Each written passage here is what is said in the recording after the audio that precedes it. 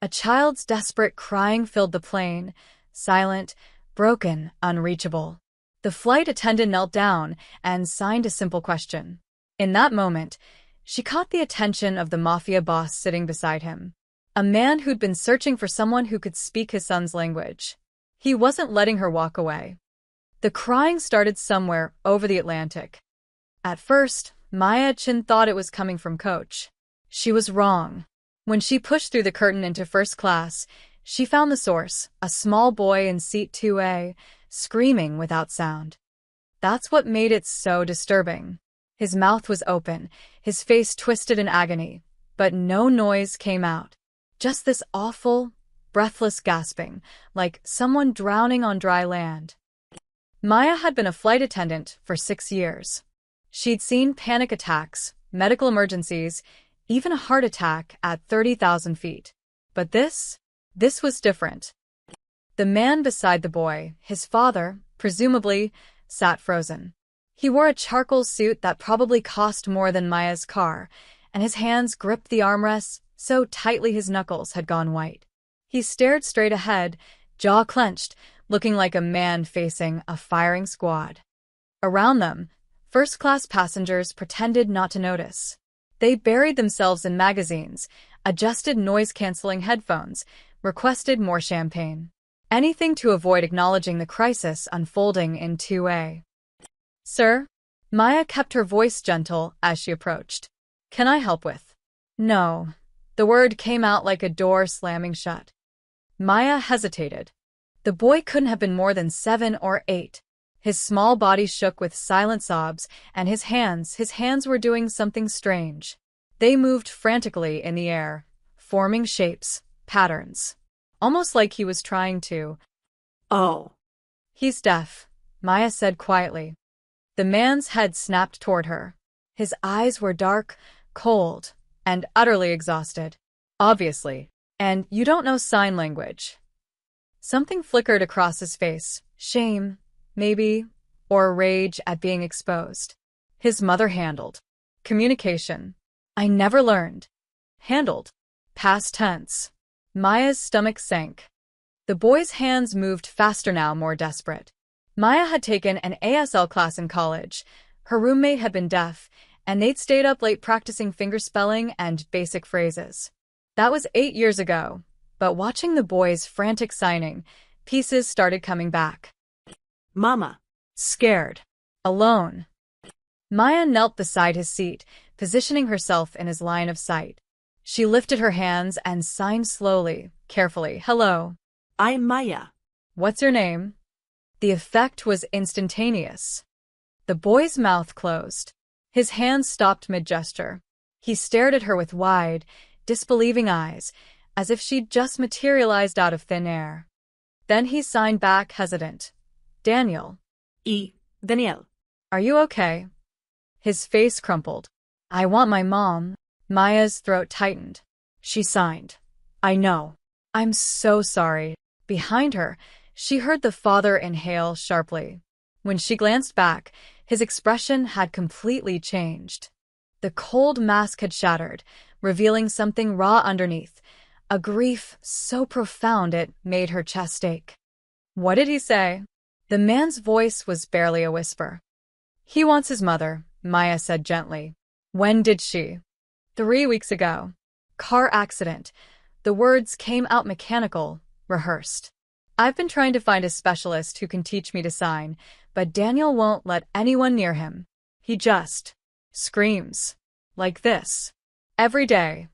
Maya looked back at Daniel, who was watching his father with an expression far too old for his young face. She signed, "Your dad loves you very much." Daniel's response was immediate and bitter. "He doesn't understand me.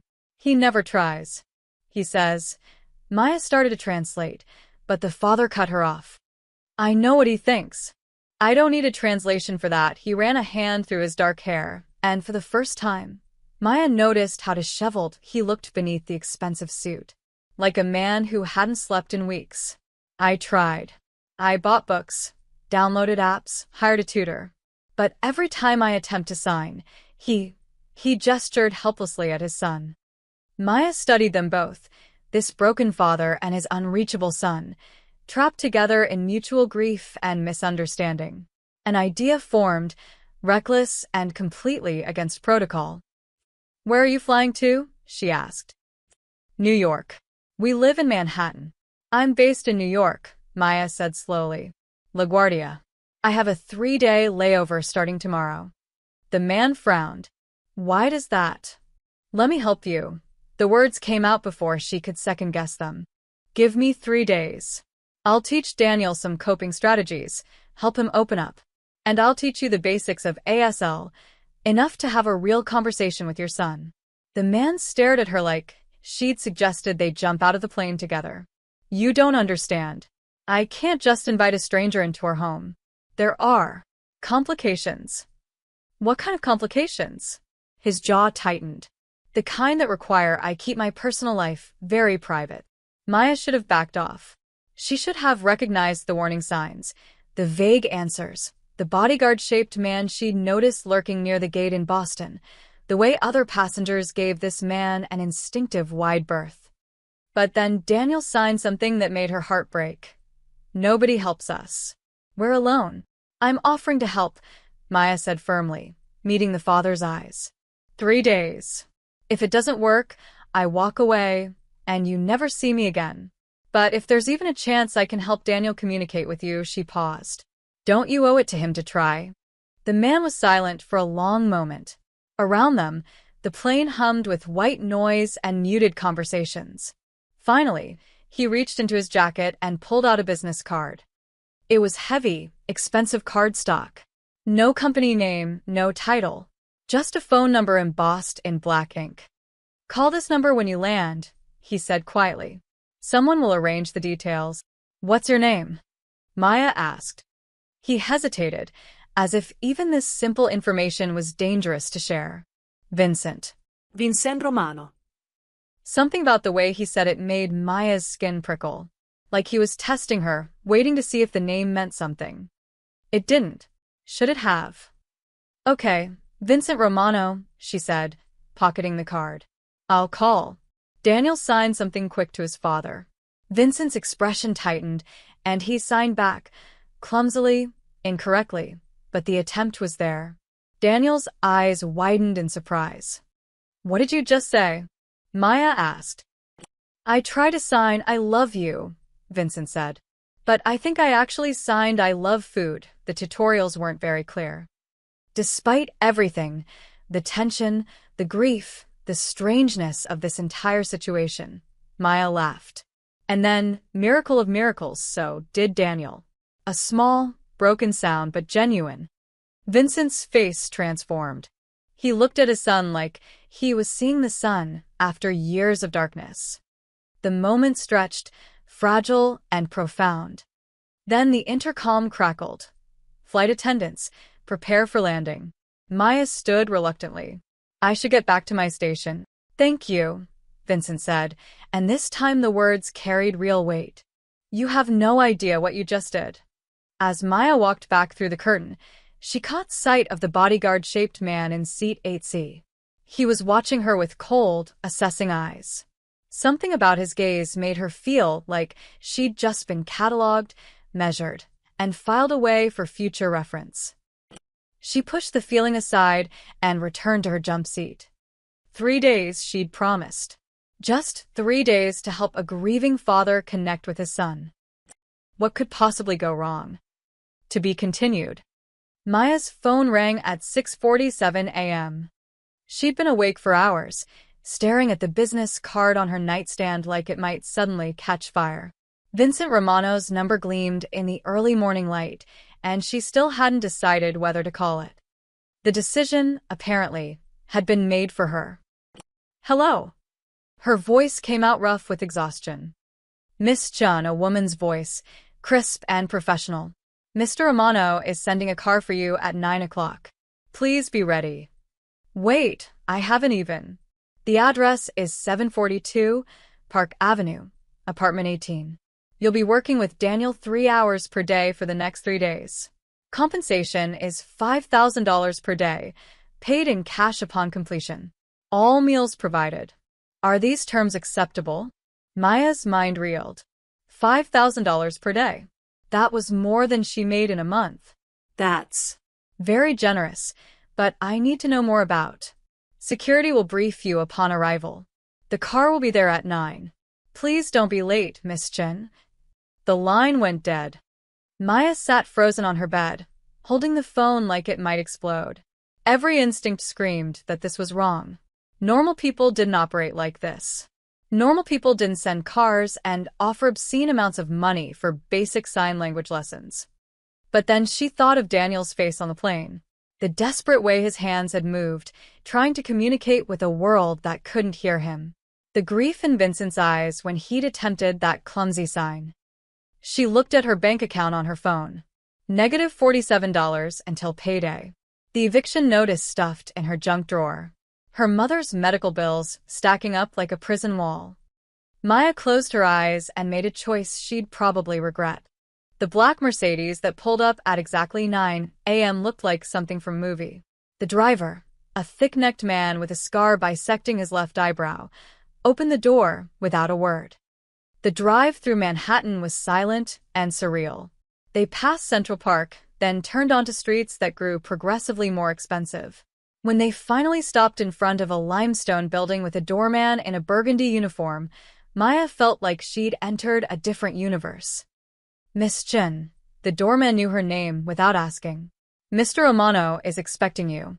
18th floor. The elevator was paneled in mahogany and mirrors. Maya caught her reflection, jeans, a simple blue sweater, sneakers.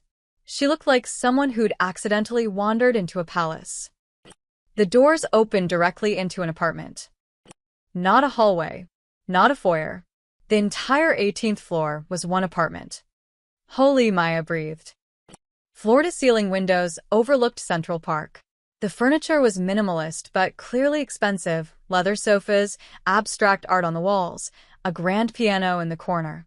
Everything was pristine, color-coordinated, and somehow completely lifeless, like a magazine spread where no one actually lived. Miss Chun, Vincent appeared from a doorway, dressed casually in dark slacks and a white dress shirt, sleeves rolled to his elbows. He looked less intimidating than on the plane, but there was still something coiled about him, like a snake at rest. "Thank you for coming. Your assistant was very persuasive," Maya said carefully. A ghost of a smile touched his lips. "Elena is efficient. Can I get you coffee? Water?" I've fine. "Where's Daniel?" His bedroom. "He's been awake since 5, waiting for you." Vincent's expression softened. "He hasn't stopped signing your name since we landed." Something warm bloomed in Maya's chest. "Then let's not keep him waiting." Vincent led her down a hallway lined with photographs, all of them featuring a beautiful woman with dark hair and Daniel's same wide eyes. In every picture, she was signing, caught mid-gesture, her face alive with expression. "Your wife?" Maya asked quietly. "Sarah." Vincent stopped in front of one photo. The three of them at a beach, Sarah and Daniel building a sandcastle, while Vincent watched from a distance. "She was the bridge between us. Without her, he didn't finish." They reached Daniel's room. Vincent knocked, then opened the door. The contrast was shocking. While the rest of the apartment was sterile and adult, Daniel's room exploded with color. Posters of dinosaurs, building blocks scattered across the floor, drawings taped to every wall. In the center of it all, Daniel sat cross-legged on his bed, clutching a stuffed elephant. When he saw Maya, his face lit up like Christmas morning. "You came," he signed frantically. "Dad said you would, but I didn't believe him." Maya stepped inside, kneeling to his level. "I promised, didn't I? I always keep my promises." Daniel's eyes welled with tears. "Mom used to say that too." The grief in the room was suddenly suffocating. Maya glanced back at Vincent, who stood in the doorway looking utterly lost. He could see his son crying, see them signing, but couldn't understand a word of the conversation he was excluded from. That's when Maya realized the real problem. It wasn't just that Vincent couldn't sign. It was that Daniel had decided, consciously or not, to live in a world his father couldn't enter. A world where grief could be expressed without translation. Where he could hide from the man who reminded him too much of everything he'd lost. Teaching Vincent to sign wouldn't be enough. She had to convince Daniel to let his father back in. Daniel, Maya signed gently. Would you like to teach your dad a new sign today? Daniel's expression turned stubborn. He won't understand. He never does. What if we made it simple? Just one sign. Something important. Daniel considered this, then signed something that made Maya's heart clench. Can we teach him I miss Mom? Maya turned to Vincent. He wants to teach you a sign. The sign for I miss Mom is that. Are you okay with that? Vincent's face went pale. For a moment, Maya thought he might refuse, might flee from this emotional minefield. Instead, he walked into the room and sat on the floor in front of his son. Show me, he said, his voice rough. Please, Daniel. Show me. Daniel stared at his father, surprised. Then, slowly, he lifted his hands and began to teach. By the third day, Daniel had taught his father 12 signs. It wasn't much, basic phrases like hungry, tired, happy, sad, but the transformation was remarkable. Vincent practiced obsessively, signing to himself while making coffee, mouthing the hand shapes while Daniel slept.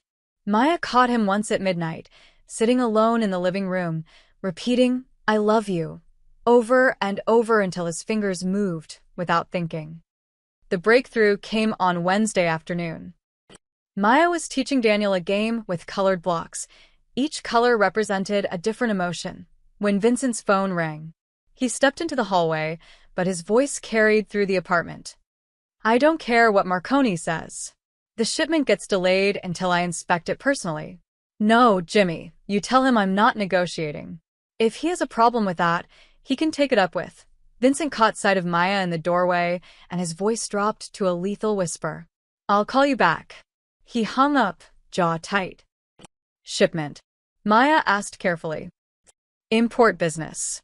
Very boring, the lie was smooth but obvious. How's Daniel doing? Maya should have let it go. Should have pretended she believed the flimsy cover story. But something about the phone call, the threat in Vincent's voice, the name Marconi, made her skin crawl. That night, alone in her studio apartment, Maya did what she'd been avoiding for 3 days. She Googled Vincent Romano. The first result made her blood run cold. Vincent, the silent Romano, alleged underboss of the Luciano crime family, walks free after witness recants testimony. Federal investigation into Romano shipping companies reveals. Suspected in the disappearance of rival gang member Tony. Maya's hands shook as she scrolled through article after article. Photos of Vincent in expensive suits, stone-faced outside courtrooms.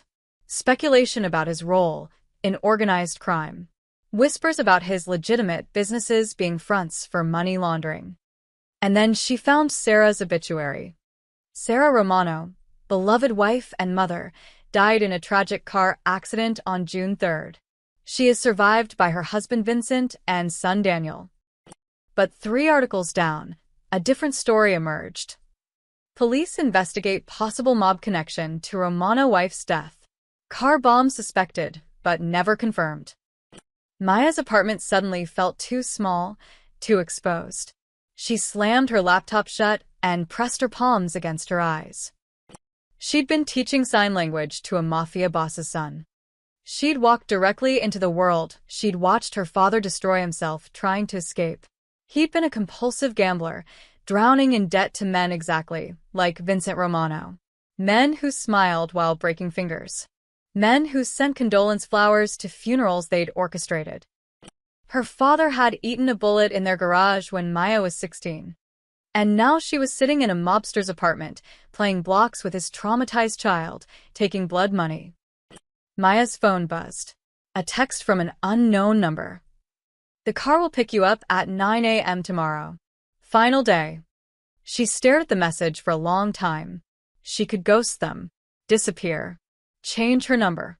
Vincent Romano probably had a dozen ways to make people vanish, but she was nobody, not worth the effort. But then she thought of Daniel's face when he'd successfully signed Good Morning to his father this morning. The way Vincent's eyes had grown wet. The first real smile she'd seen on that little boy's face. Maya typed back, "I'll be ready." She was either very brave or very stupid. Probably both. Thursday morning arrived with storm clouds.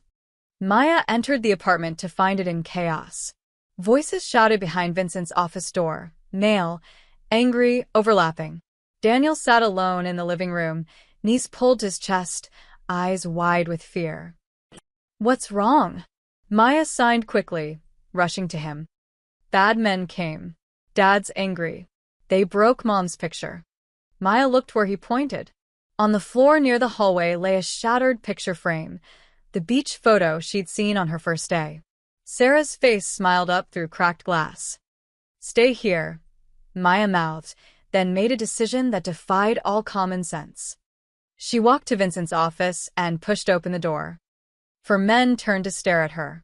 Vincent stood behind his desk, face dark with fury. The man across from him, 60s, expensive suit, dead eyes, held a cigar like a weapon. "We're busy," Vincent said coldly. "Daniel's scared," Maya said, forcing her voice steady. "Whatever this is, he doesn't need to hear it." The older man laughed, a wet, unpleasant sound. "Who's this? The new nanny? Vincent, you've gotten soft. First you refused the Marconi contract. Now you're letting the help interrupt business meetings? Get out, Maya." Vincent's voice was quiet. "Dangerous. Not until you come check on your son."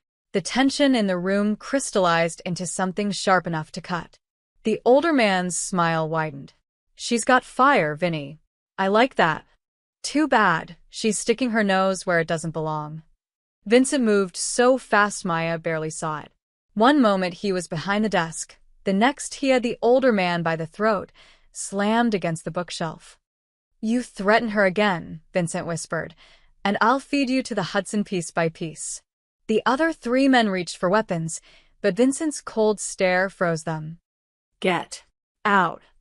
They left, the older man massaging his throat, shooting Maya a look that promised retribution. When the door closed, Vincent turned to her. "Do you have any idea what you just did?"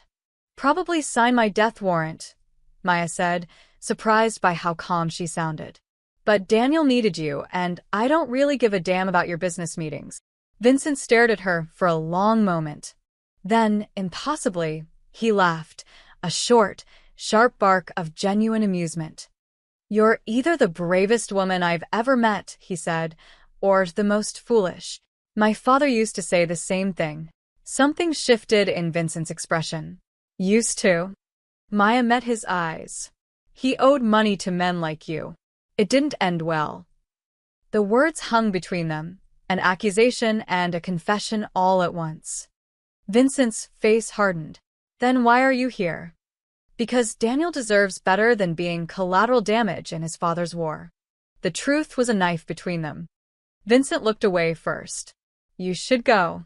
It's not safe for you here anymore." "Is it safe for Daniel?" "That's different." "He's my son. "I can protect him." "Like you protected Sarah?" The slap of words hit harder than any physical blow. Vincent's face went white, then red. For a moment, Maya thought he might actually hurt her. Instead, he walked past her, toward the living room where Daniel waited. Maya followed and found father and son sitting together on the couch, Vincent's arms wrapped around Daniel for the first time since she'd met them. Daniel signed into his father's chest. "I'm scared, Papa." Vincent's hands moved slowly, carefully. "Me too, son. Me too." Maya didn't go home that night. Vincent insisted she stay in the guest room, for her safety, he said. The men who'd left his office knew her face now, and that made her a liability. Or a target. Possibly both. She lay awake on 1,000-thread count sheets, staring at the ceiling, wondering how her life had careened so spectacularly off course. 3 days ago, she'd been a flight attendant worried about rent. Now she was sleeping in a mobster's penthouse under armed protection. At 2 a.m., she heard footsteps in the hallway. Maya cracked open her door and found Vincent standing at the living room window, silhouetted against the Manhattan skyline. A glass of whiskey dangled from his fingers, forgotten. "Can't sleep either?" she asked quietly. He didn't turn. "I've been thinking about what you said. About Sarah." Maya's stomach tightened. "I shouldn't have." "You were right," his voice was hollow. "I got her killed. The bomb was meant for me. She was just collateral damage." Your words, but accurate. Maya stepped into the living room, drawn by the raw pain in his voice. "That's not what I meant, isn't it?" Vincent finally looked at her. In the dim light, he looked older, more human. "I knew what I was when I married her. She knew too, but she thought love could change me. Make me walk away from the family business," he laughed bitterly. 3 years we were happy. 3 years, I almost believed it was possible. Then Marconi decided to send a message, and Sarah paid the price. "Who's Marconi?" "My father's former partner. He wants control of our territories in Brooklyn and Queens. He thinks I've gone soft since Sarah died, that I'm vulnerable." Vincent took a long drink. "He's not wrong." Maya sat on the edge of the sofa. "So what happens now?" "Now I have a choice. I can go to war with Marconi, risk more bodies, more bloodshed, or I can give him what he wants and try to build something different for Daniel." He turned to face her fully. "That's why I brought you here. I need to know if it's even possible." "If what's possible?" "Leaving this life. Starting over." Vincent's hands clenched around his glass. "I have money hidden away. Legitimate investments," Sarah insisted I make. "Enough to disappear, change our names, give Daniel a normal childhood." He paused. "But I need someone who understands him. Someone he trusts." Maya's heart began to pound. "What are you asking me?" "Come with us." The words hung in the air like a grenade. "I'm planning to leave in 2 weeks. New identities, new city, probably somewhere small, quiet. Montana or Oregon. Daniel needs stability, someone who can communicate with him while I learn. You've done more for him in 3 days than I've managed in 3 months. You want me to uproot my entire life and run away with you?"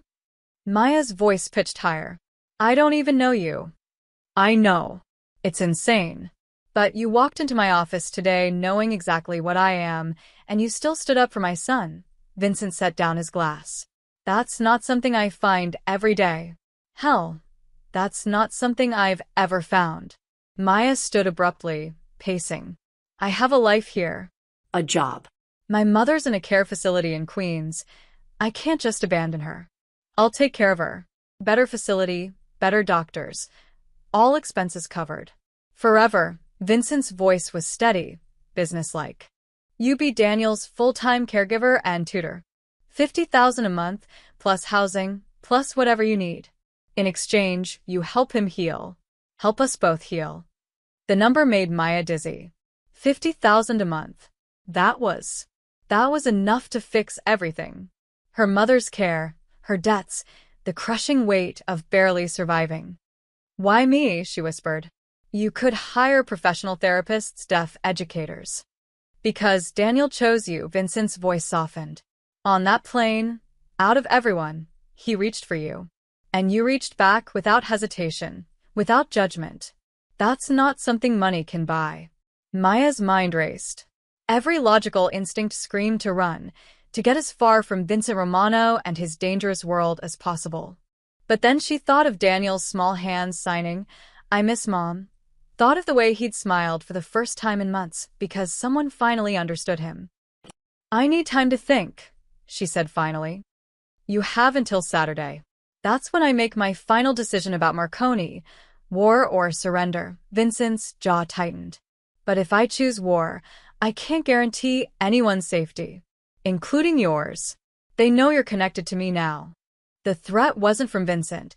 It was from the world he'd dragged her into simply by accepting his business card. "You're saying I'm in danger either way." "I'm saying I'm offering you a way out that comes with benefits."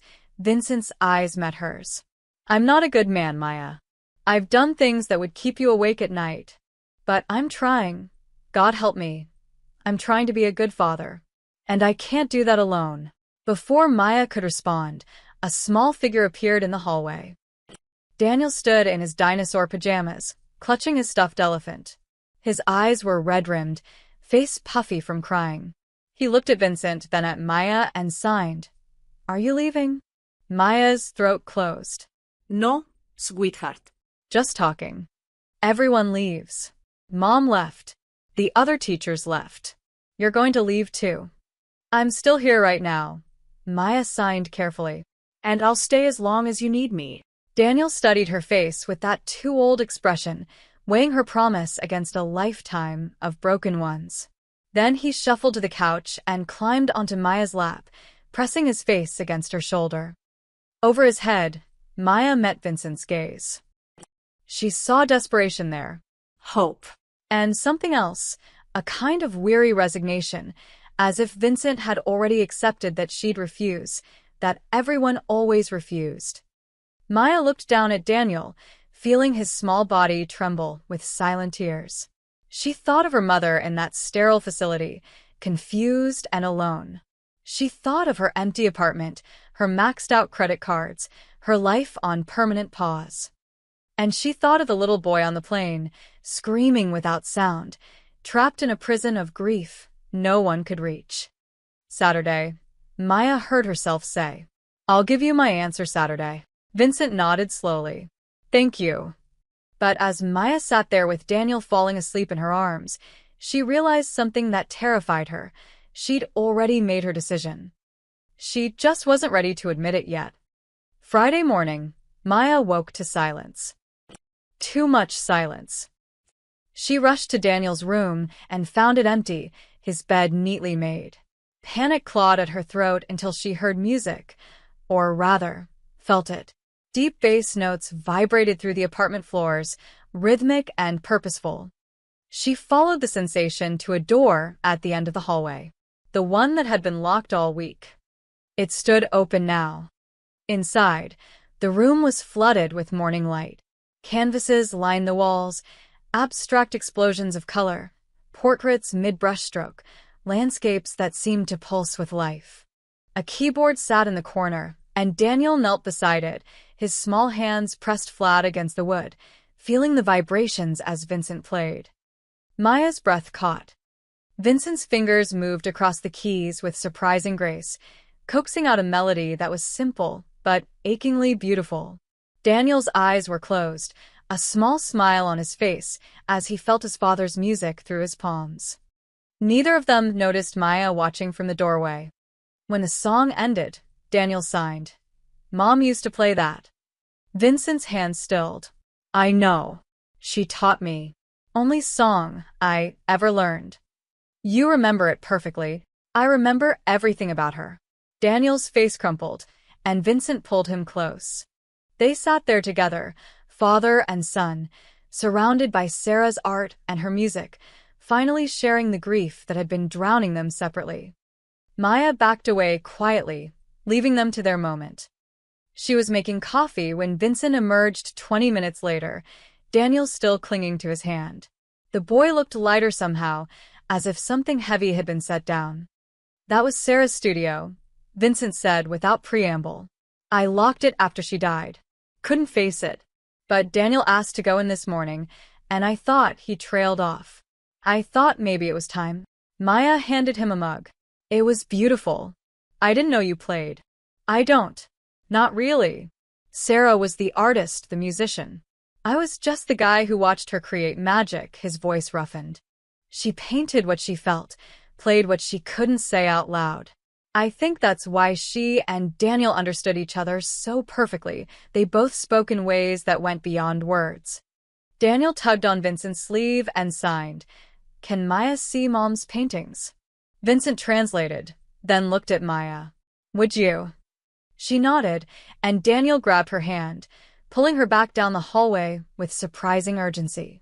Inside the studio, he pointed to a canvas Maya hadn't noticed before, a painting of their family. But it wasn't a normal portrait.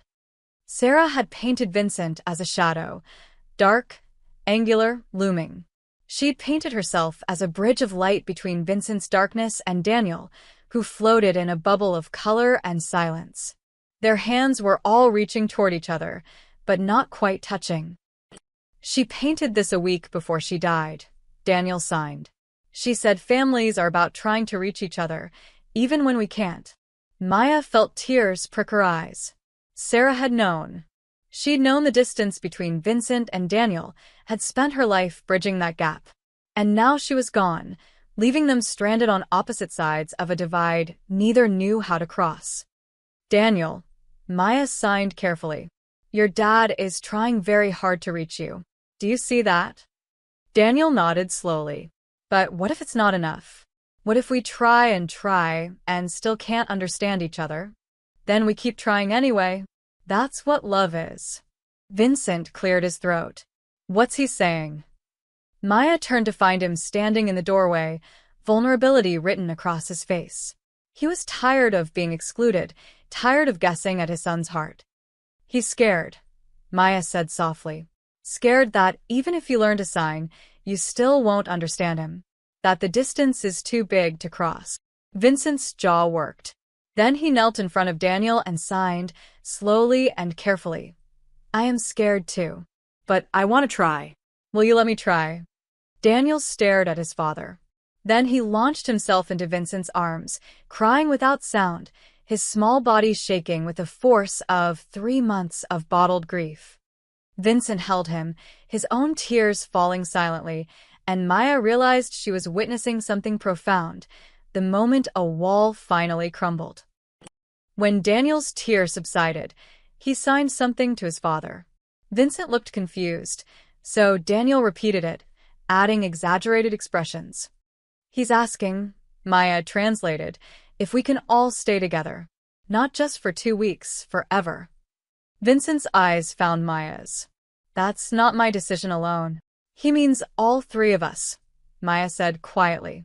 He wants us to be a family. The words hung in the air, impossible and terrifying and somehow right. Maya, Vincent started, but Daniel was signing frantically now. You make Papa smile.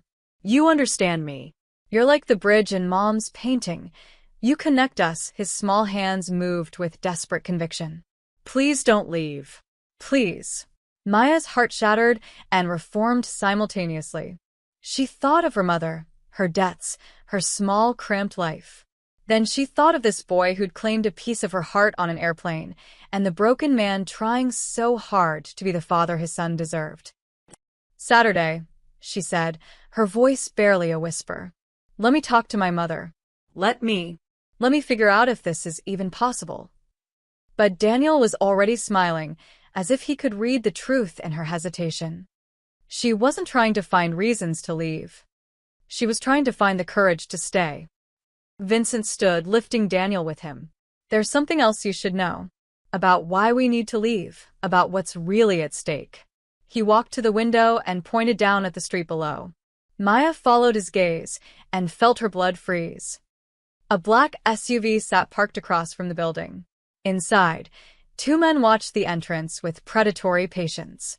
Marconi's men, Vincent said quietly. They've been there since yesterday. He's making his move, letting me know that nowhere is safe. Not for me, not for Daniel, he paused. And not for you. Maya's hands trembled. He'd hurt a child. He'd hurt anyone to make a point. Vincent's voice was cold steel. Which is why my answer about running, it can't wait until Saturday. We need to leave tonight. Tonight? Maya's voice pitched up. Vincent, I can't just. You can, and you have to, he turned to face her. Because they're not just watching me anymore. They're watching you. And if you walk out that door alone, I can't promise you'll make it home. The trap had already sprung. Maya had been so focused on deciding whether to jump that she hadn't realized she was already falling. What have you done? She whispered. Vincent's expression was bleak. What I always do. I've destroyed everything I touch. Maya's hands shook as she dialed her mother's care facility. Sunrise Memory Care. How can I help you? I need to speak with Carol Chen's nurse. It's urgent.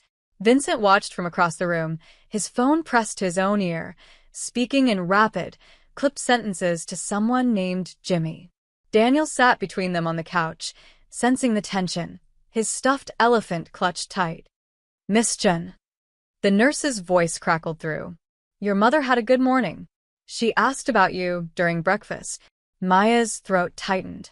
Her mother asked about her every day, not remembering that Maya had visited the day before.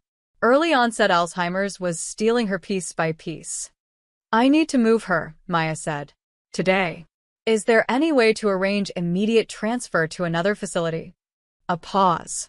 That's highly unusual. May I ask why? Because I'm running away with the Mafia, and they might use my mother as leverage. Family emergency. I'm relocating for work. Out of state. I see. Well, we'd need 48 hours notice, discharge paperwork, a receiving facility willing to. Vincent plucked the phone from Maya's hand. This is Vincent Romano. Carol Chin will be transferred to Meadowbrook Extended Care in Greenwich, Connecticut by 6 p.m. today. I'm wiring you $50,000 to expedite the process and cover any administrative fees. My assistant will handle the paperwork. He rattled off a bank routing number. Any questions? Silence. Then, no, Mr. Romano. We'll have her ready. He hung up and handed the phone back to Maya, who stared at him in shock. Meadowbrook is the best facility in the Northeast, Vincent said matter-of-factly. Private rooms, award-winning memory care program, 24-hour nursing staff. She'll be safe there while we relocate. You can't just throw money at. I can, and I did. Vincent's expression softened. Your mother needs care. Daniel needs you. This solves both problems.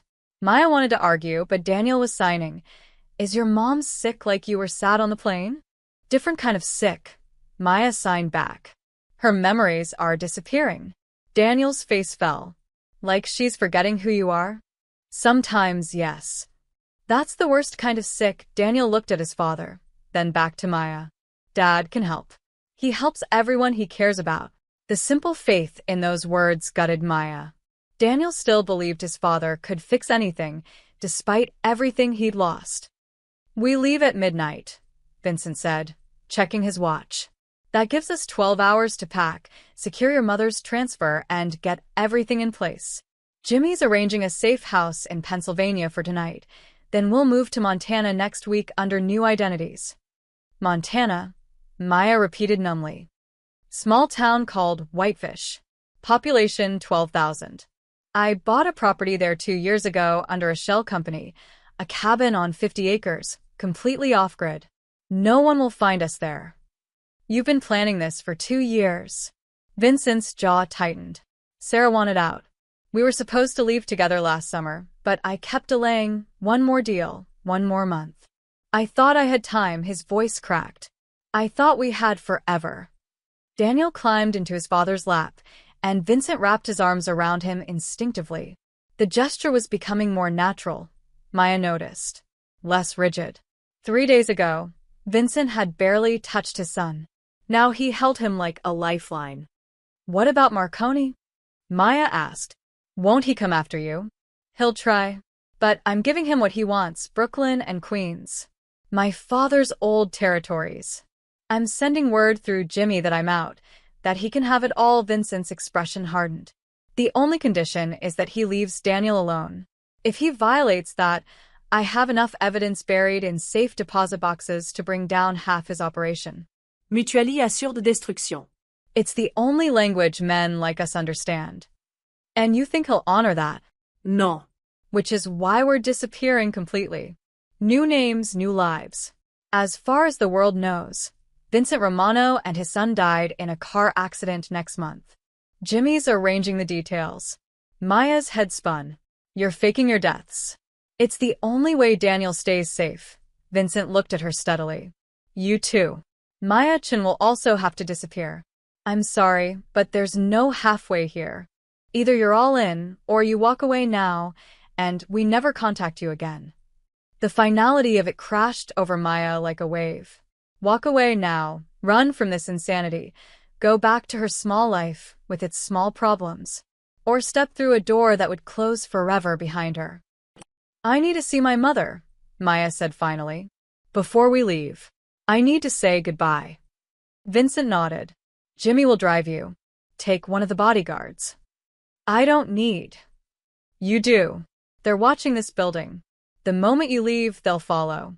Let them think you're running errands. We don't want to spook them before we're ready to move. An hour later, Maya sat in her mother's room at Sunrise Memory Care, holding hands that no longer quite recognized her. "You're a nice girl," Carol said vaguely. "Do you work here?" No, ma'am. "It's me, Maya, your daughter." Carol's eyes clouded with confusion, then a flicker of recognition. "Maya? My baby girl?" Her grip tightened. "Where have you been? I've been waiting for you." "I know. I'm sorry." Maya's voice broke. "Mom, I have to go away for a while. You're moving to a new place, somewhere better, with more help. But I won't be able to visit as often. Are you in trouble?" Sudden clarity sharpened her mother's gaze. "You look scared." Maya tried to smile. "Just a big change. A new job. Your father used to look like that. Scared but pretending not to be." Carol's fingers traced Maya's cheek. "Whatever you're running from, baby girl, make sure you're also running toward something. Your father only knew how to run away. That's why he never made it out." The words hit like a punch. Her father had run from his debts, from his mistakes, from life itself. He'd left Maya holding the pieces. "I'm running toward something," Maya whispered. "I think." "Then go," Carol smiled, the fog already returning to her eyes. "But come back when you can. I forget sometimes, but I always remember love." Maya kissed her mother's forehead, memorizing the smell of her lavender soap, the softness of her skin. "I love you, Mom." "I love you too," Carol paused, searching. "I love you too, sweetie." She'd already forgotten Maya's name. The bodyguard, a stone-faced man named Marcus, drove Maya back in silence. She watched New York blur past the windows, wondering if she'd ever see it again. When they pulled up to Vincent's building, Marcus's phone buzzed. His expression darkened. "We've got a problem," he said. "Marconi's men just grabbed Jimmy outside his apartment. They're sending a message. They want to meet with Mr. Romano. Tonight. Alone." Maya's blood froze. "That's a trap." "Of course it's a trap." Marcus was already calling Vincent. "But if the boss doesn't show, they'll kill Jimmy. And then they'll come for Daniel." The car suddenly felt like a coffin. Maya had thought they had until midnight to escape. They'd just run out of time. Vincent's apartment had transformed into a war room. 4 men in dark suits stood around the dining table studying blueprints of a warehouse in Red Hook. Guns lay openly on the sideboard. The air crackled with violent purpose. Maya pushed through them, finding Vincent in his office with Daniel sleeping on the couch, oblivious to the chaos. "Tell me you're not actually going to meet Marconi," she said. Vincent didn't look up from loading a pistol. "Jimmy's been with me for 15 years. I don't abandon my people. Even if it gets you killed, what happens to Daniel then?" "That's why you're here." Vincent finally met her eyes. "If I don't come back, Marcus will take you both to the safe house. Everything's arranged, new IDs, money, the Montana property. You'll have everything you need." "You're insane." Maya's voice shook with fury. "You're willing to die to save one man, leaving your son an orphan? That's not honor, Vincent. That's ego." Something dangerous flashed across his face. "You don't understand this world." "No, I understand perfectly. My father made the same stupid calculations. He thought one more bet, one more game, would fix everything. He died alone in our garage with a gun in his mouth because men like you convinced him debt was more important than his daughter." Maya stepped closer. "Don't you dare do the same thing to Daniel." The room fell silent. Even the men in the dining room had stopped talking. Vincent's jaw worked. "Jimmy has a wife. 3 kids. What do I tell them?" "The truth, that their father died because you tried to save him. But at least he dies knowing you gave him a chance." Maya's voice softened. "Daniel doesn't get that choice. If you go to this meeting, you're choosing Jimmy's family over your own son." Vincent stared at her for a long moment, then slowly set down the gun. "Marcus," he called out. "New plan. We're sending someone else to negotiate." One of the men appeared in the doorway. "Boss, with all respect, Marconi demanded you personally." "Then Marconi doesn't get what he wants." Vincent's voice turned cold. Tell him I'm willing to trade Brooklyn and Queens, plus my shipping routes and port access. In exchange, he releases Jimmy unharmed and signs a blood oath to leave my family alone. He won't agree to. He will, because I'm also offering him something he wants more than revenge. Vincent pulled a folder from his desk. Evidence that 3 of his capos are skimming money and planning a coup. With this information, he consolidates power and eliminates his enemies. Everyone wins. Marcus whistled low. That's a hell of a peace offering. That's survival. Vincent glanced at Maya. Send Tony to the meet. He's my cousin. Marconi knows killing him would start a real war. He'll negotiate in good faith. The men dispersed to make calls and arrange the exchange. Maya sagged against the desk, adrenaline leaving her shaky. Thank you, Vincent said quietly. Don't thank me. Just promise you'll stop playing the martyr. I promise to try. A ghost of a smile touched his lips. You know, Sarah used to call me out like that. Most people are too afraid to tell me I'm being an idiot. Maybe you should listen to the people who aren't afraid of you. Before Vincent could respond, Daniel stirred on the couch. His eyes opened, immediately seeking his father. Bad dream, he signed sleepily. Vincent crossed the room and knelt beside him. I'm here. You're safe. Promise. Vincent hesitated, then signed. I promise. I'm not going anywhere. Daniel studied his father's face with that unnerving perception children have. Then he looked at Maya. Are we leaving tonight? I heard the men talking. Maya glanced at Vincent, who nodded permission. Yes. We're going somewhere safe. All 3 of us. Like a real family? The question hung in the air, heavy with hope and desperation. Maya felt Vincent's eyes on her, waiting for her answer. This was it, the moment of final commitment. Once she answered, there was no taking it back. Yes. Maya signed, her heart hammering. Like a real family. Daniel's face lit up with the first genuine joy she'd seen from him. He threw his arms around her, then pulled his father into the hug, creating a tight circle of 3. Over Daniel's head, Vincent mouthed, Thank you. The exchange happened at midnight in an abandoned meatpacking plant. Maya watched from Vincent's apartment as Marcus provided updates via phone. Tony had arrived. Marconi's men were counting the money. They were reviewing the documents about the disloyal capos. Jimmy's alive, Marcus reported. Roughed up but walking. They're making the exchange now. Vincent's hand tightened on his whiskey glass. Beside him, Maya held her breath. It's done, Marcus said finally. Everyone's clear. Jimmy's heading to the hospital, then we're sending him and his family to Florida with new identities. Boss, you're officially out. Vincent set down his glass carefully, as if any sudden movement might shatter the fragile peace. We move in 1 hour. Get the cars ready. The apartment erupted into controlled chaos. Men moved with military precision, loading bags, sweeping for bugs, erasing any trace of their presence. Maya packed her single suitcase, marveling at how her entire life now fit in one bag. 3 changes of clothes. Her mother's favorite photo. The ASL dictionary her roommate had given her in college. Everything else was being left behind. Her apartment, her job, her name. Second thoughts. Vincent appeared in the doorway. About 100, Maya zipped the suitcase. But I'm still here. Daniel's asking for you. He wants to give you something. In Daniel's room, the boy sat surrounded by half-packed boxes. He held out a small painting, one of Sarah's, a simple watercolor of a bridge over blue water. Mom said bridges connect 2 worlds. Daniel signed. You're our bridge now. So you should have this. Maya's vision blurred. Daniel, this is your mother's art. I can't. She'd want you to have it. She always said family isn't just blood. It's who shows up when you need them.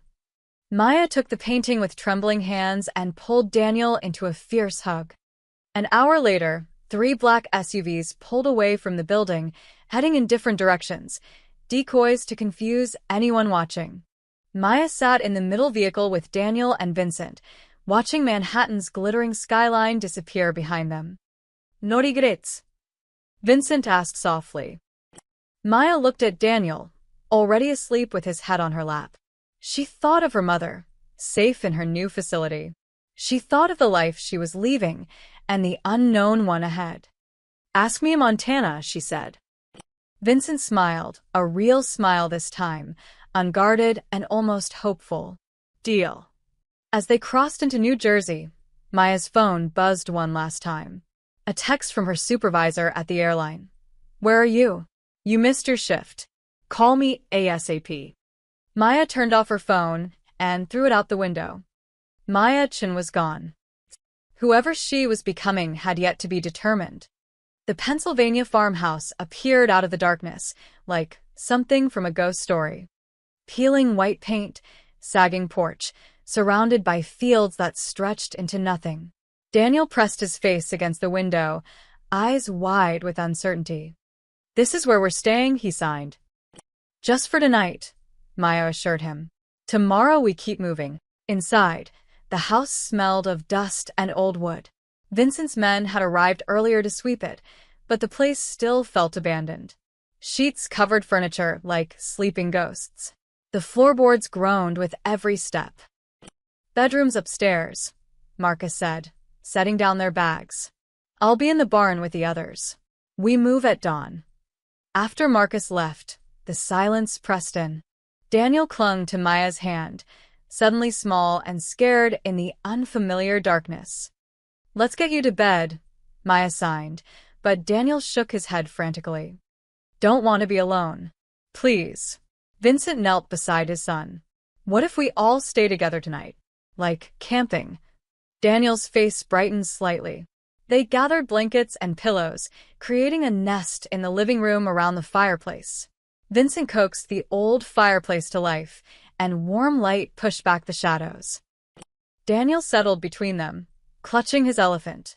Within minutes, exhaustion claimed him, his breathing evening out into sleep. He's resilient, Maya said softly, watching the boy's peaceful face. He's had to be. Vincent stared into the flames. I keep thinking about what you said, about your father. I'm sorry you went through that. Maya pulled her knees to her chest. He wasn't always broken. Before the gambling, he was kind. Funny. He taught me to ride a bike, helped with homework. Then the debt started, and he became someone else. Someone desperate, she paused. The worst part wasn't him dying. It was watching him disappear piece by piece while he was still alive. Vincent was quiet for a long moment. I watched my father beat a man to death when I was 12 for being late with protection money. Just Beat him until he stopped moving, then took me out for ice cream after. His voice was hollow. He told me that's what strength looked like. That mercy was weakness. I believed him for 20 years. What changed? Sarah, a sad smile crossed his face. We met at a gallery opening. She had no idea who I was, just saw some guy staring at a painting like it might bite him. She started explaining the symbolism, and I fell in love with how she saw beauty in everything, even in me. He reached over and gently adjusted the blanket around Daniel. The gesture was so tender it made Maya's chest ache. She spent 3 years trying to convince me I could be different, that I wasn't my father's son, that violence wasn't destiny. Vincent's jaw clenched. And then Marconi proved her wrong. Proved that everything I touch turns to ash. That's not true, Maya said firmly. Daniel's still here. You saved him by walking away. I endangered him by being who I am. Then be someone else. That's what tomorrow's about, right? New names, new life. You get to choose who Vincent Romano becomes. Vincent looked at her with an expression she couldn't quite read, something between gratitude and longing. Who do you think I should become? A father. Just a father. Nothing more complicated than that. The firelight danced between them. Outside, wind rattled the windows. And for the first time since this chaos began, Maya felt something that might have been peace. What about you? Vincent asked. Who does Maya Chin become? She thought about it, watching the flames. Someone brave. I've spent my whole life playing it safe, safe job, safe apartment, safe everything. After my dad died, I was so scared of ending up like him that I just stopped living. And now I'm terrified, she admitted. But at least I'm moving forward instead of hiding. Daniel stirred between them, signing something in his sleep. Vincent leaned closer. What's he saying? I think. Maya watched the small hands move. I think he's signing family. Vincent's face crumpled. He pressed his palm against his eyes, shoulders shaking with silent sobs. Years of grief and guilt and fear poured out of him in the darkness. Maya reached across Daniel and took Vincent's hand. He gripped it like a drowning man. They sat like that for a long time, two broken people holding each other together while a child dreamed between them. Maya woke to sunlight streaming through grimy windows and Daniel's face inches from hers, grinning. Papa made pancakes. Real ones. She sat up groggily. Vincent stood in the doorway wearing jeans and a t-shirt, the first time she'd seen him in anything but suits. He looked younger, more human. Apparently there was food in the pantry, he said, almost sheepish. I'm not much of a cook, but Daniel seemed impressed. They ate breakfast around a scarred wooden table, misshapen pancakes drowned in syrup, burnt bacon, instant coffee. It was terrible and perfect.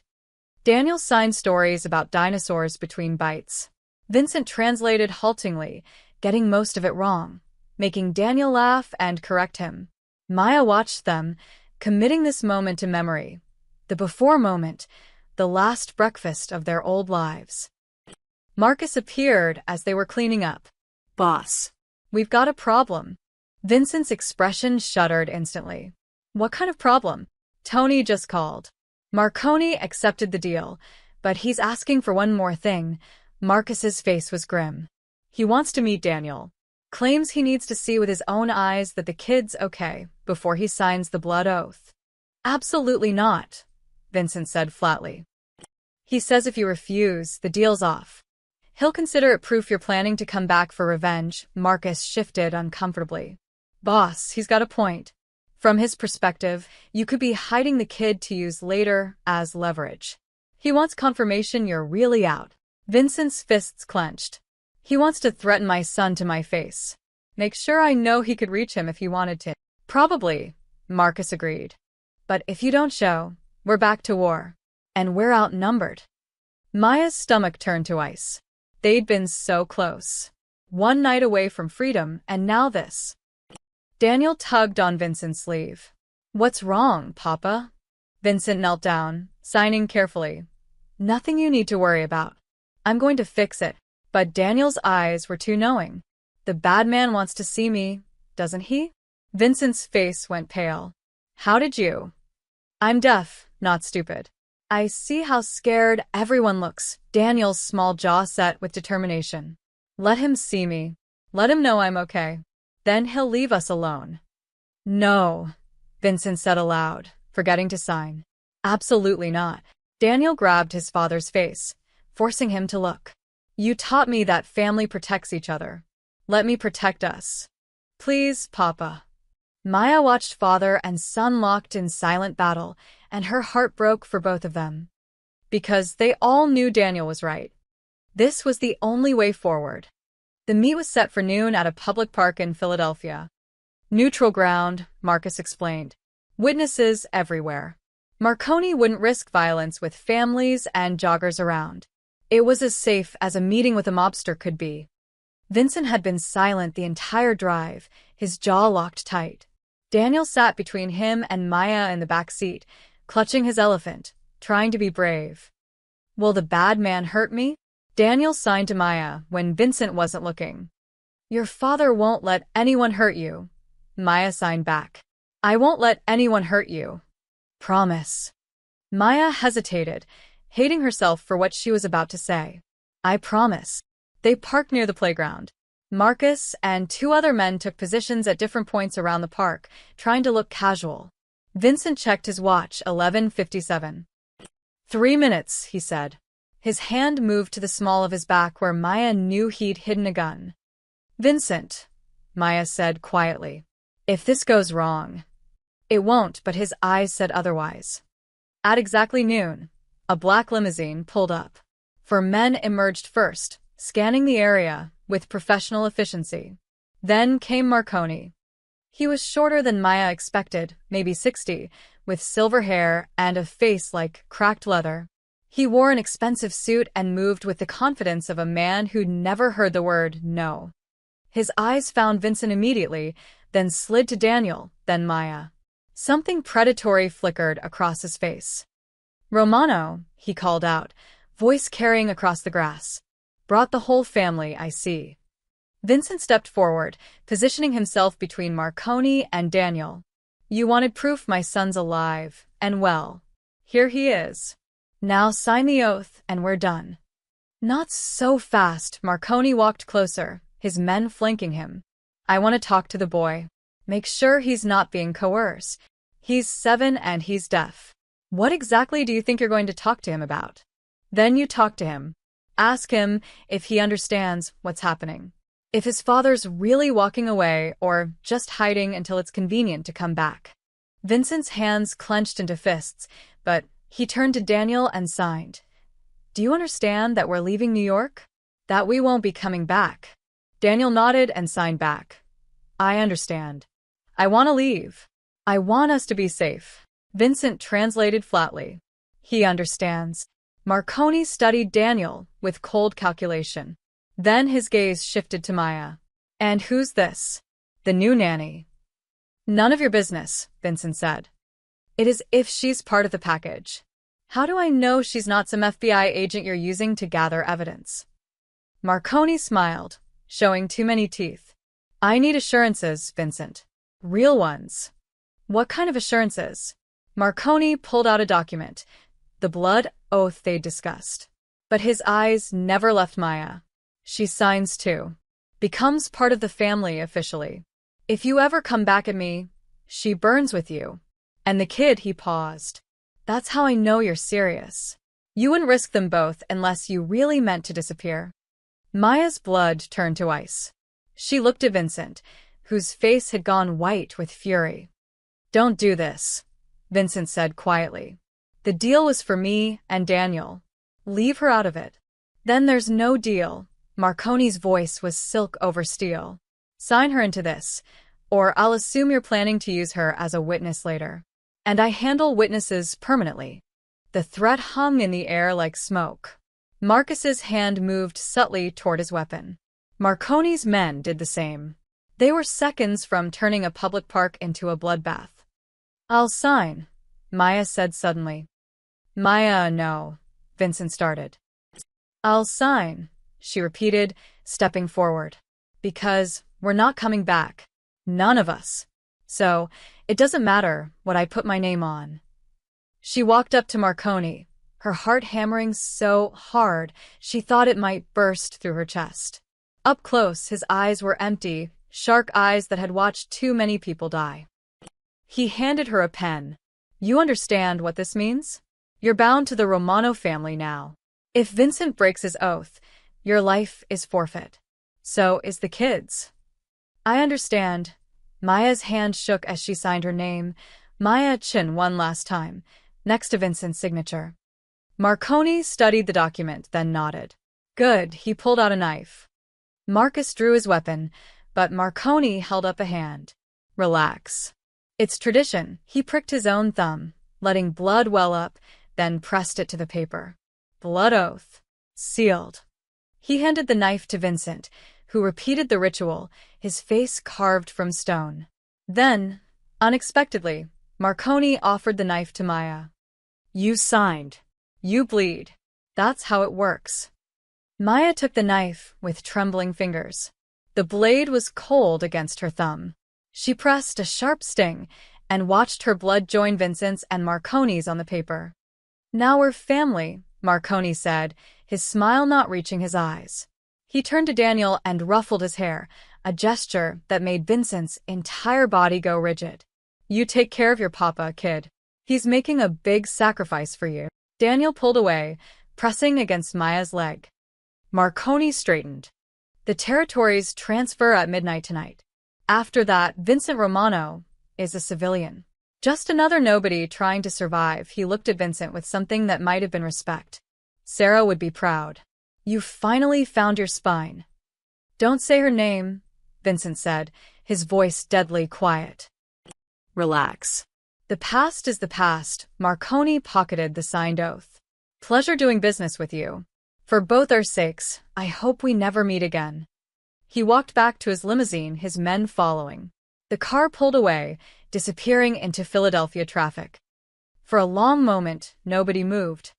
Then Daniel started crying, real sobs this time, with sound, like something inside him had finally broken open. Vincent scooped him up, holding him tight, and Daniel cried into his father's shoulder for everything they'd lost and everything they were leaving behind. Maya watched them, her thumb still bleeding, and realized she'd just signed her life away to a family that didn't legally exist. Marcus approached, his face grim. Boss, we need to move. Now. Marconi was too easy. I don't trust it. Neither do I, Vincent said. Get us to Montana. Today. Nonstop. They loaded into the cars and left Philadelphia behind. Maya pressed her thumb against her jeans, watching the bloodstains spread, permanent and binding. She'd promised Daniel she'd protect him. Now she'd signed her name in blood to prove it. As the city disappeared behind them, Maya felt the last threads of her old life snap. There was no going back now. Not for any of them. Vincent reached across the seat and took her hand, the one with blood still drying on the thumb. I'm sorry, he said quietly so Daniel wouldn't see. I never meant for you to. Stop, Maya interrupted. We're family now, remember? For better or worse. That's what the blood oath means. That's not what it means. It is now. Vincent studied her face, then squeezed her hand once before letting go. Daniel had stopped crying. He looked up at Maya and signed. Are you scared? Terrified. Maya signed back honestly. Me too, he took her other hand. But we're together. So it's okay. Outside the window, Pennsylvania blurred into Ohio, then Indiana. The landscape flattened, opened up. They drove through the night, stopping only for gas and bathroom breaks, racing toward a future none of them could predict. Somewhere past midnight, as Daniel slept between them, Vincent spoke into the darkness. Montana's beautiful this time of year. Mountains, forests, lakes. Daniel's never seen anything like it. Neither have I, Maya admitted. Maybe that's good. We all get to discover it together. You really think we can make this work? Just disappear and become normal people? Vincent was quiet for a long time. I have no idea. But for the first time in my life, I want to try. Maya looked at Daniel's peaceful face, then at Vincent's profile in the dashboard lights. Against all logic, against every survival instinct she possessed, she realized something that terrified her more than Marconi, more than the blood oath, more than any of this. She wanted to try too. They reached Montana 3 days later, exhausted and hollow-eyed. The cabin sat at the end of a dirt road, surrounded by pine trees that stretched toward a sky so vast it made Maya dizzy. Mountains rose in the distance like sleeping giants. The air tasted clean, sharp, nothing like New York's exhaust and concrete. Daniel climbed out of the car and stood frozen, staring at everything. It's so quiet, he sighed, wonderstruck. I can feel the quiet. Maya understood what he meant. Not just absence of sound, but absence of chaos. No sirens, no crowds. No danger lurking around every corner.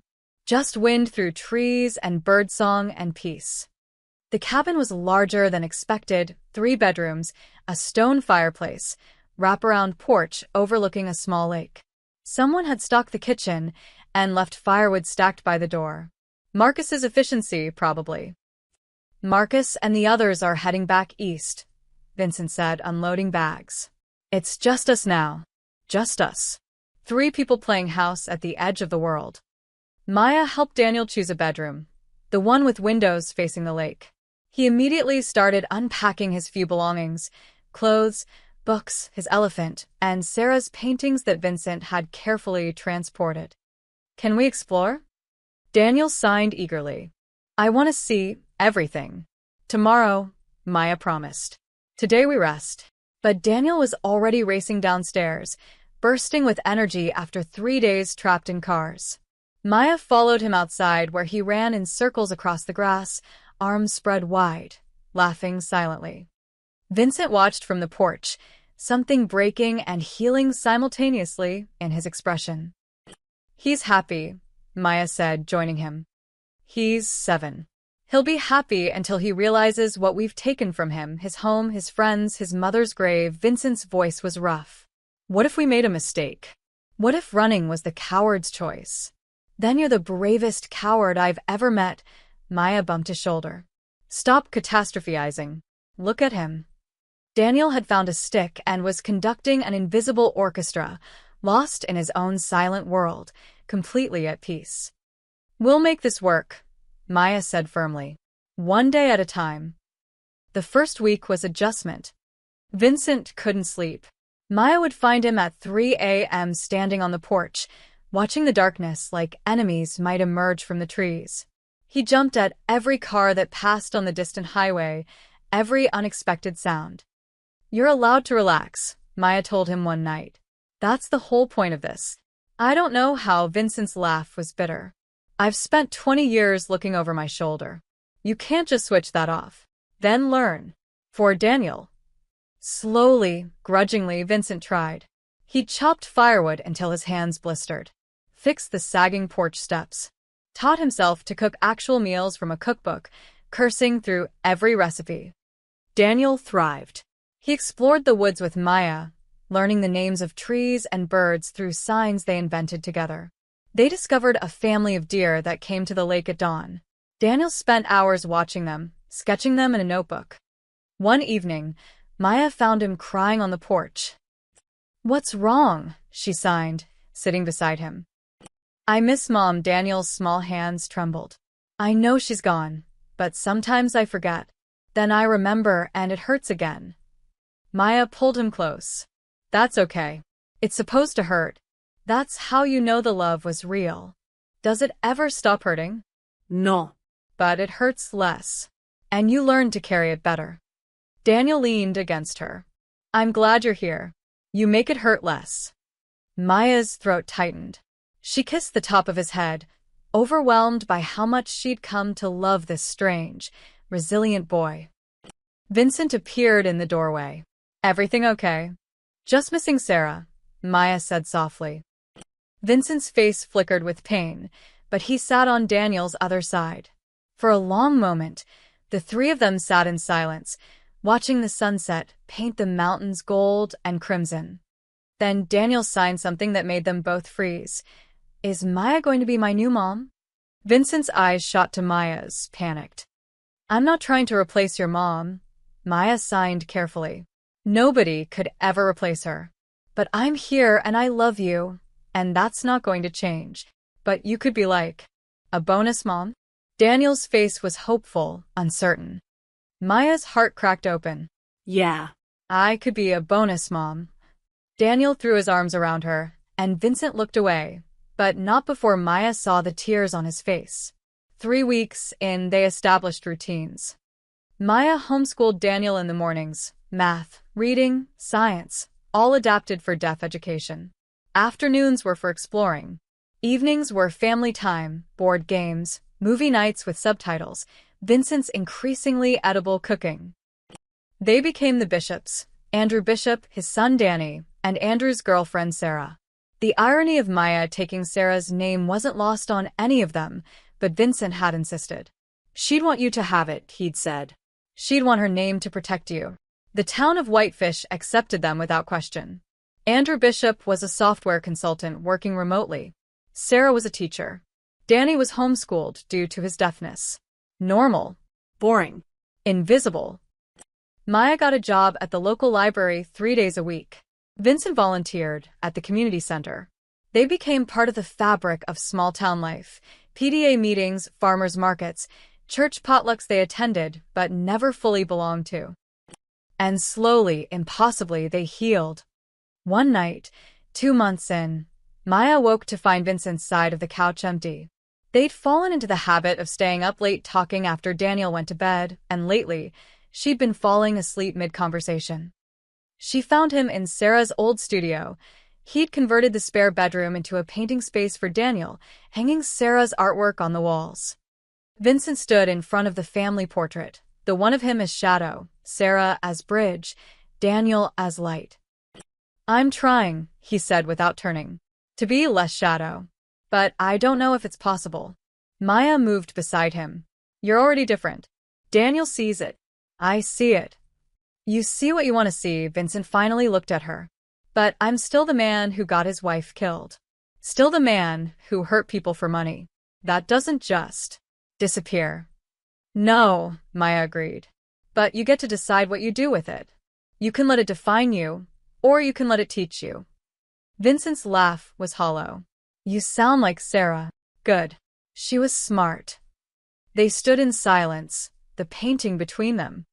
"I never thanked you," Vincent said quietly, "for giving up your life, for signing that blood oath, for becoming part of this mess."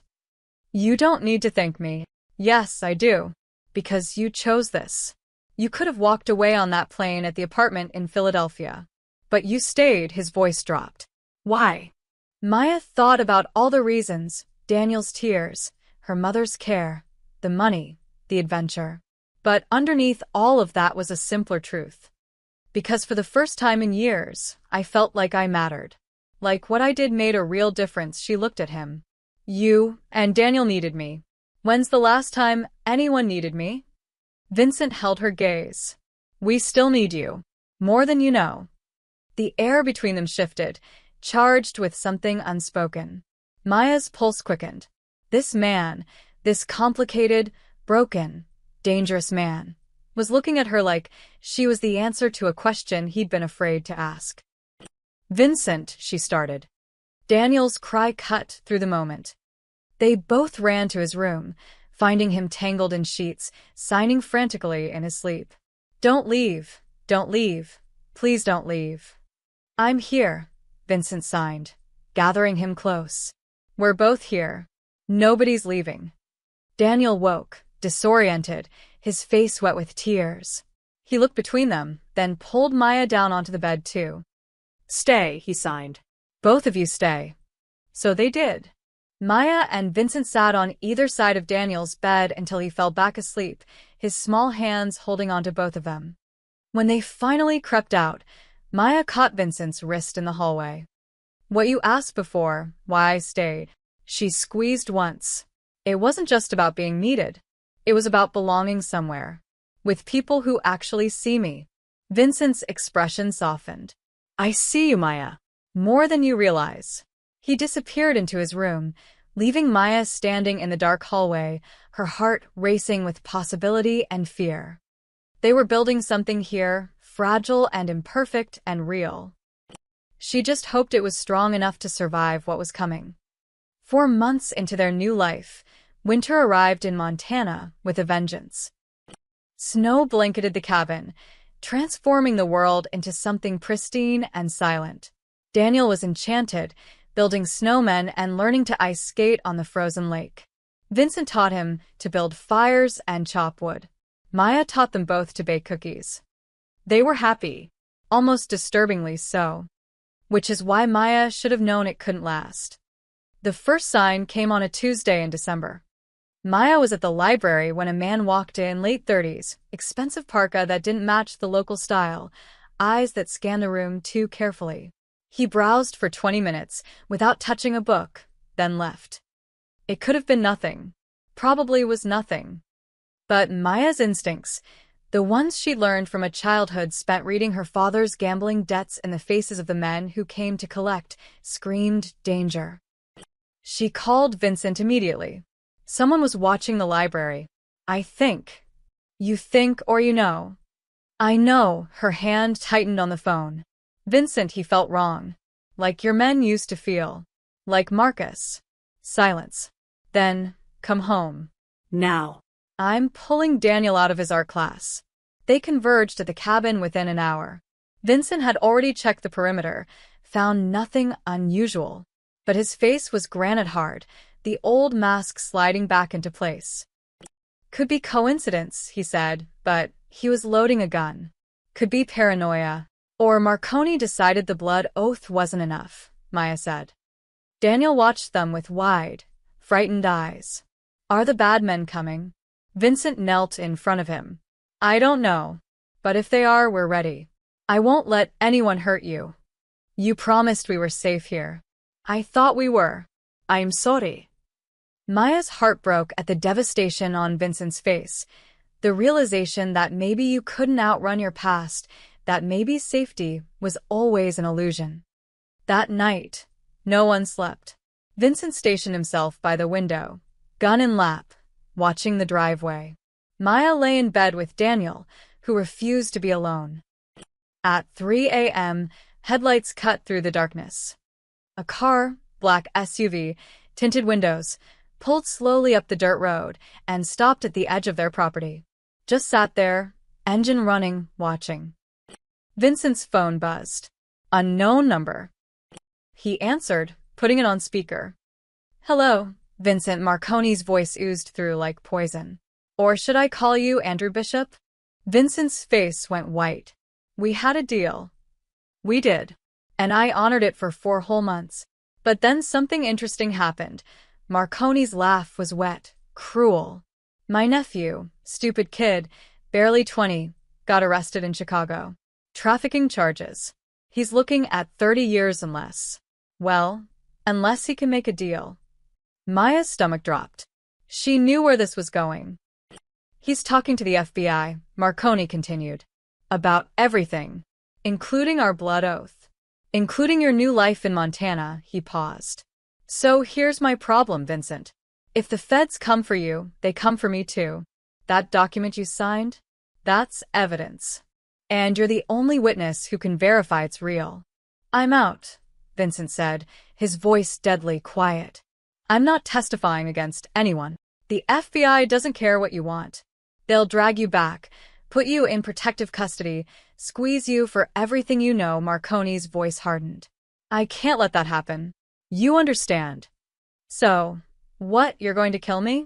Break your own oath. The oath died the moment the feds got involved.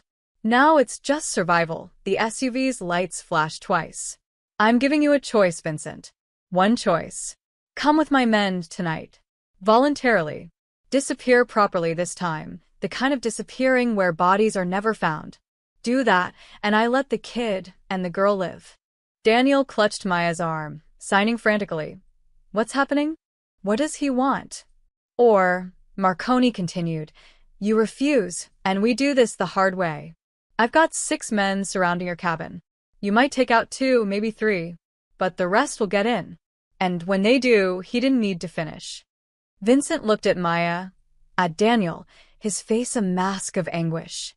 You have 1 minute to decide, Marconi said, and the line went dead.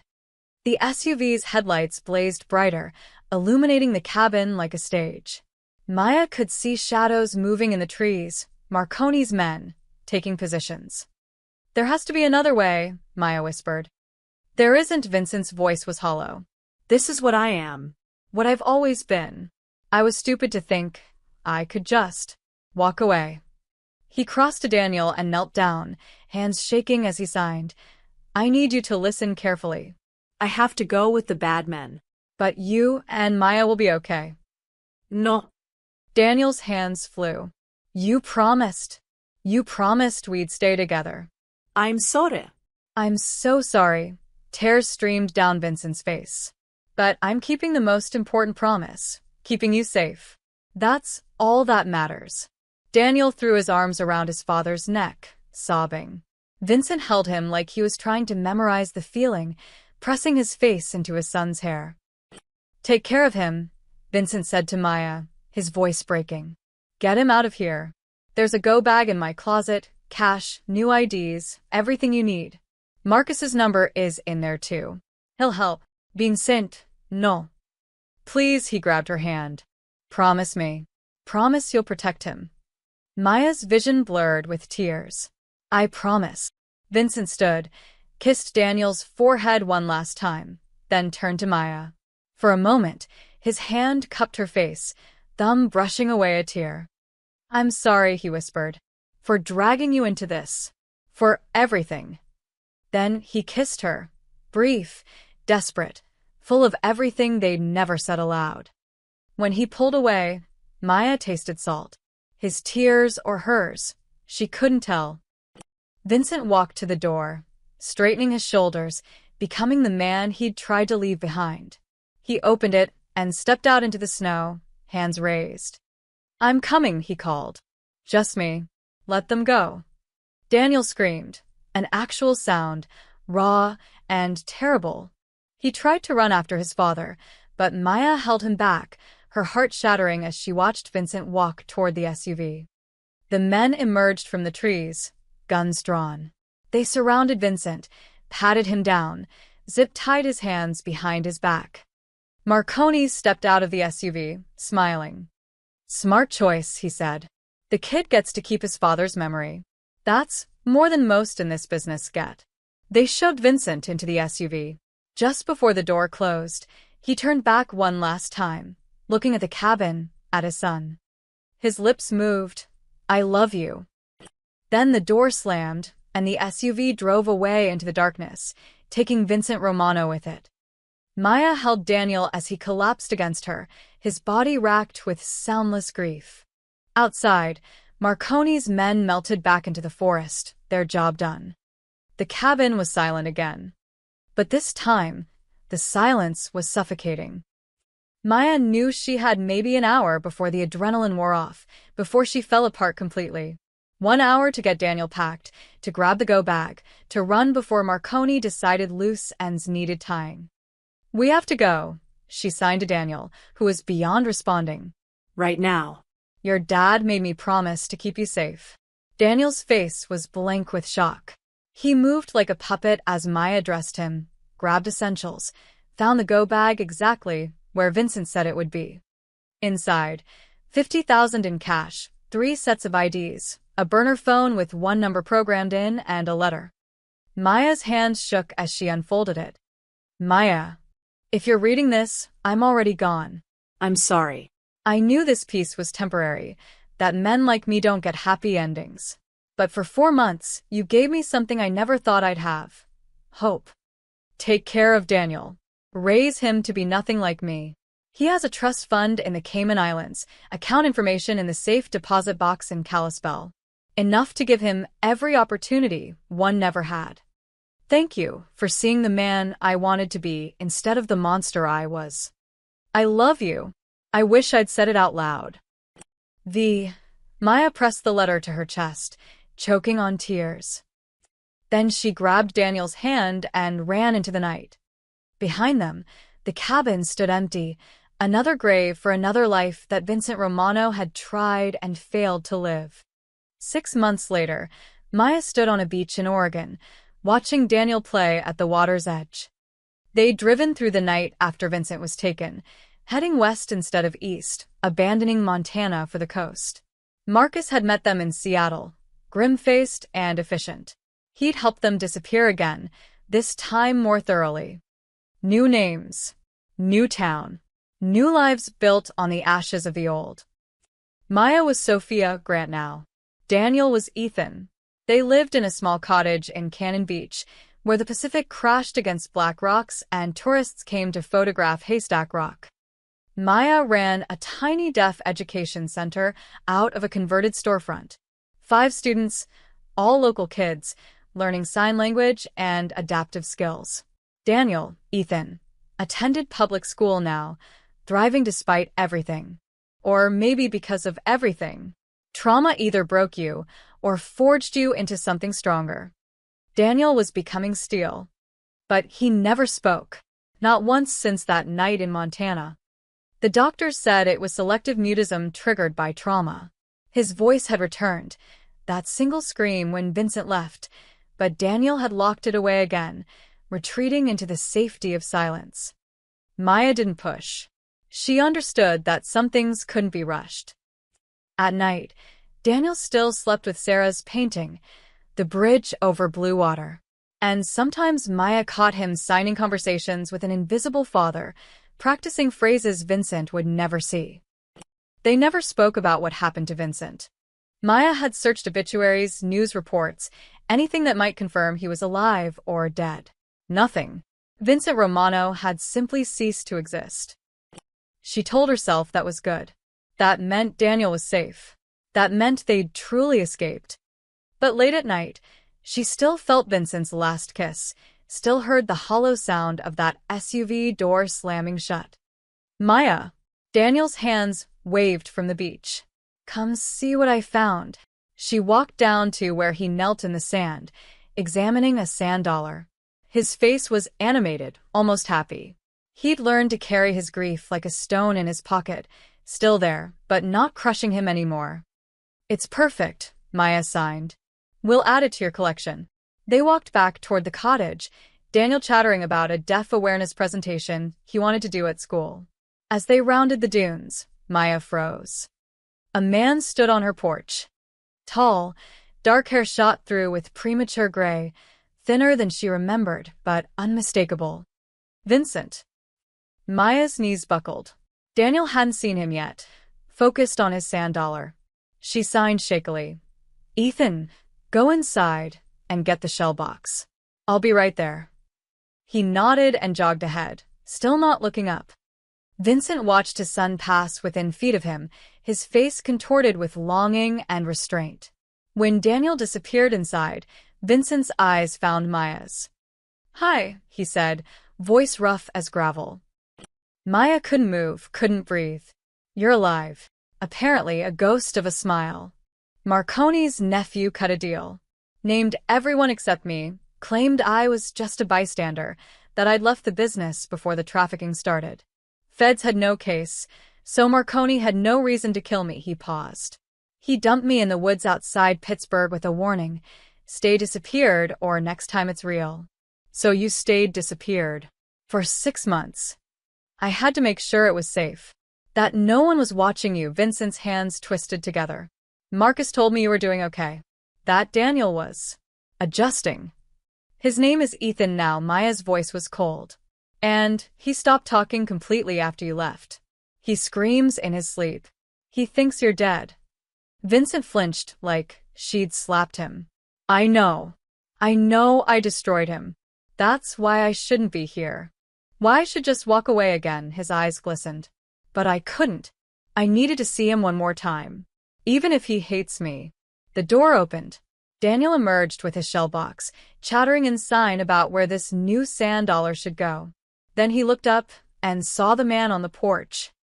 He went absolutely still.